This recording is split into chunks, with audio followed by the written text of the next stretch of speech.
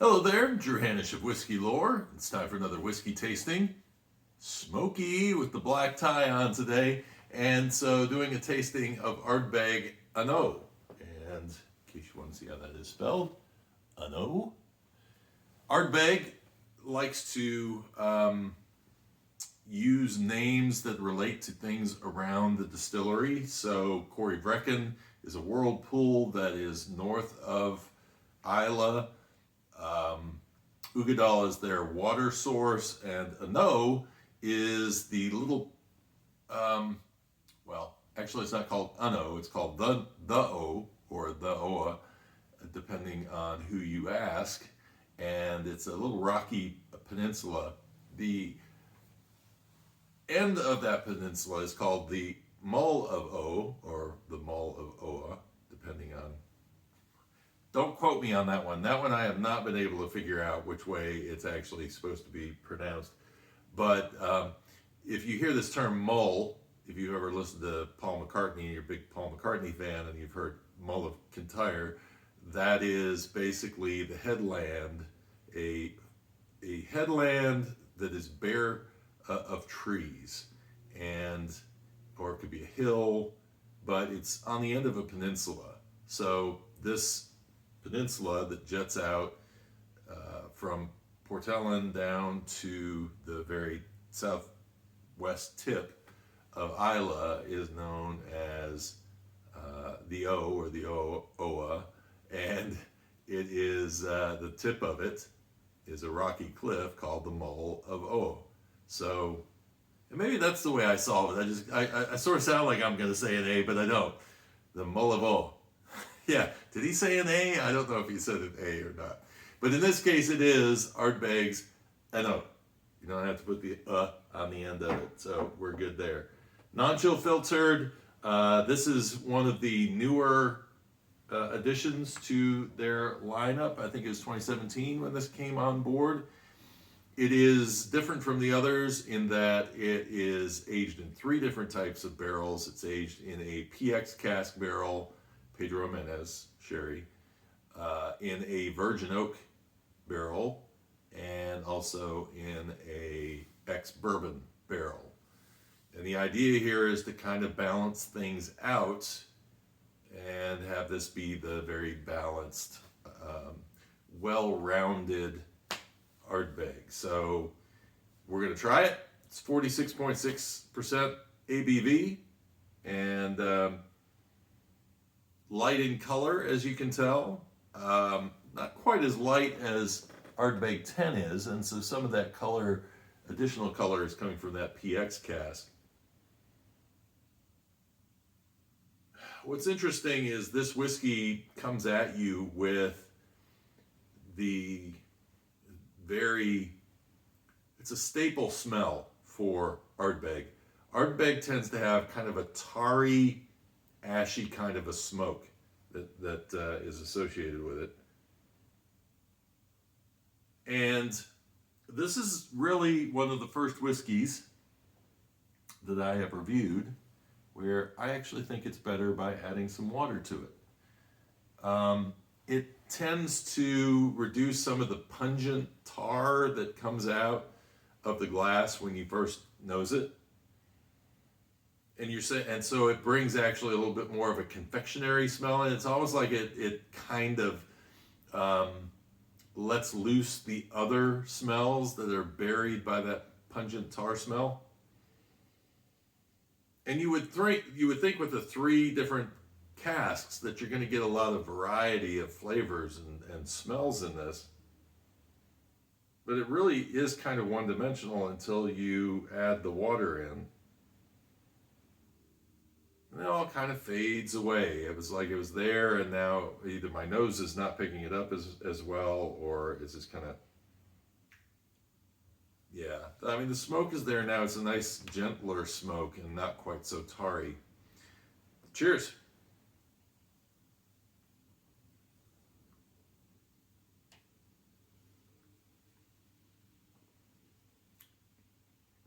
So there is a toffee, lime,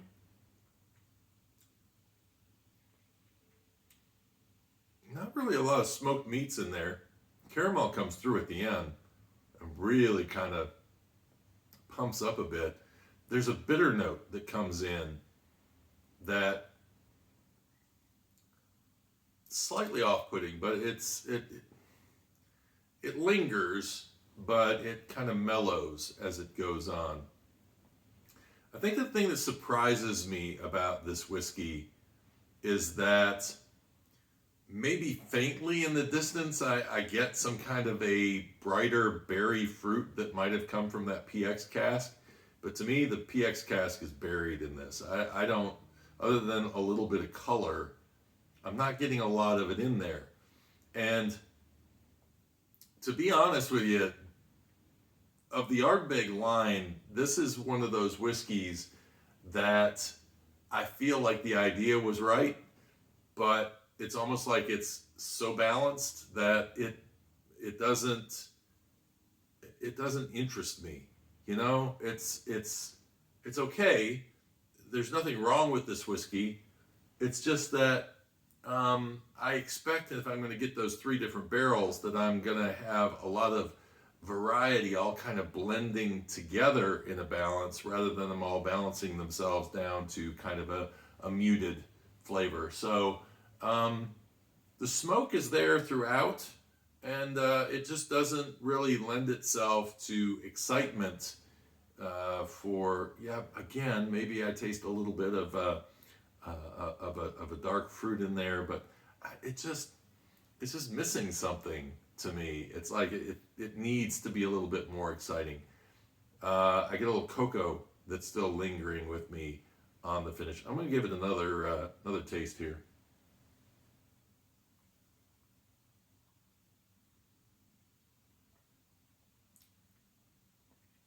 Yeah, that citrus limey thing kind of comes through towards the end. The bitter isn't quite as out front after you take another swig of it. Cocoa comes in, and again, PX cask, if it's there, it's so buried by everything else that it really doesn't quite hit me right. Now, this is my opinion, and I know people who love this whiskey, and I understand it from a standpoint that my palate is different from other people's palates. There are things that I look for, that I like, that other people may not be into. It's interesting, I'm getting some black licorice now. And yeah, there is a lot of stuff going on there, but I guess it's just not, it feels like there needs to be a star of the show. And it just feels like everybody's just hanging out. It's another Saturday night. What are we doing? I don't know. What are we doing? I don't know. You got a room full of really interesting people, but they're all kind of like, oh, we've done the same stuff for weeks and weeks and weeks. So, whatever. That's kind of where I'm at with this. And I hate to say that because I'm rooting for it, and I really want this to be something that I enjoy. But for me, this is just okay. It's I'm going to go get myself a Corey Vrecken or an Ugadal, and I'll be very happy. Maybe even a Wee Beastie, because a Wee Beastie's going to be like, hello, here I am. Whereas this is kind of like, yeah, it's good whiskey. Yeah, I guess it's good whiskey, but it's not making me excited. So anyway, that's where I'm at with Ano. And so I hope you enjoyed this video. If you have a different opinion about this whiskey, tell me, because sometimes people can point out something in a tasting note that I didn't pick up that is really that thing that gets you to really love a whiskey. Sometimes we have to almost be trained into liking a particular whiskey. And I know that sounds weird, but there are times when you will see somebody else enjoy something. I used to do this when I worked in a nightclub. I would have people enjoy a particular song that I didn't like, but seeing people enjoy it or understanding why they enjoy it helps you kind of get a deeper appreciation for it, and then you start to enjoy it. And nowhere is that more poignant than, I don't know if you know the song All I Need Is a Miracle by Mike and the Mechanics, but when that song came out in 1986 or 85, I was like, boy, I just, this is just not a great song. I don't get it. And then I watched the video, and after the video, I was like, oh yeah, kind of like that. And then all of a sudden, one day it just clicked why I liked that song, and now it's an all-time favorite. It's a song that I never get tired of hearing. And how does the brain do that? Well, I think in some ways we have to figure out what it is that we like about something to connect with it. So hopefully, leave some comments below. Tell me what you like about this whiskey if you do, and maybe you'll change my opinion on it, and I'll see something that I'm missing at the moment in this. And if you enjoyed this video, please hit the like button. I appreciate that. And if you want to see more of these videos, then just go ahead and subscribe, and we'll get more of them to you. So until next time, cheers and Slainte.